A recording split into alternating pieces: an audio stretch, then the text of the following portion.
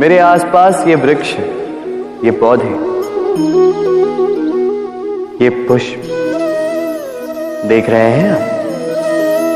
है ना सुंदर? क्योंकि आपने इन्हें देखा है। इसी प्रकार जब प्रेम की बात आती है, लोग किसी का मुख स्मरण कर लेते हैं।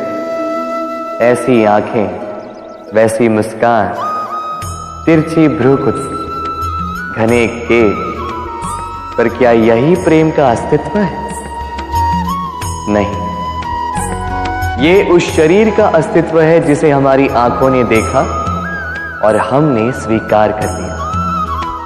परंतु प्रेम भिन्न है। प्रेम उस वायु की भांति है जो हमें दिखाई नहीं देता, किंतु वही हमें जीवन देता है। संसार किसी स्त्री को कुरूप कह सकता है, क्योंकि वो उसे अपनी तन की आंखों से देखता है, परंतु संतान उसी माता को संसार में सबसे सुंदर समझती है, क्योंकि वो भाव से जुड़े।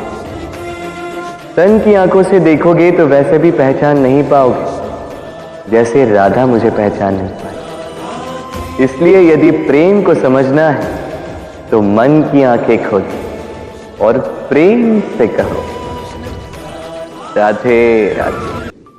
संसार में सबसे बड़ा, सबसे महान जीव कौन सा है? अब आप में से कुछ कहेंगे मनुष्य, कोई कहेगा सिंह, कोई कहेगा हाथी, किंतु नहीं, संसार में सबसे महान जीव है वृक्ष। वो वृक्ष जो हमें खाने के लिए फल देता है, जीने को प्राण वायु देता है, गर्मी में शीतलता देता है और सूख जाने पर भी हमें जलाने के लिए लकड़ी दे जाता है। अब आप सोच रहे होंगे कि मैं ऐसे अचानक वृक्षों की महिमा मंडित क्यों कर रहा हूं? मेरा संकेत इस वृक्ष से कहीं अधिक गुड़ है, उस बीज की ओर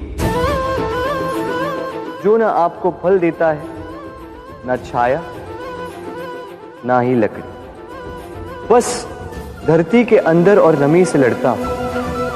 कुछ अंगुल नीचे बस जाता है एक वृक्ष को आकार देने के लिए। दीपक क्या है? साधारण सा माटी का पात्र, किंतु जल बाती लेकर जब जलता है तो समस्त संसार को मार्गदर्शन देता है,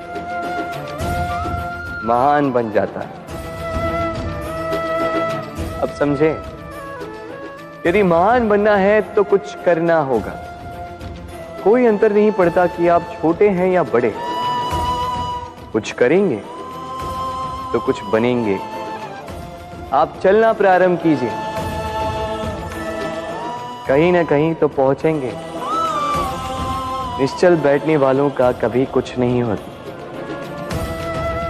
स्मरण रखिएगा, कुछ आरंभ करने के लिए महान होना आवश्यक नहीं है, किंतु महान होने के लिए कुछ आरंभ करना अति आवश्यक है। राधे राधे।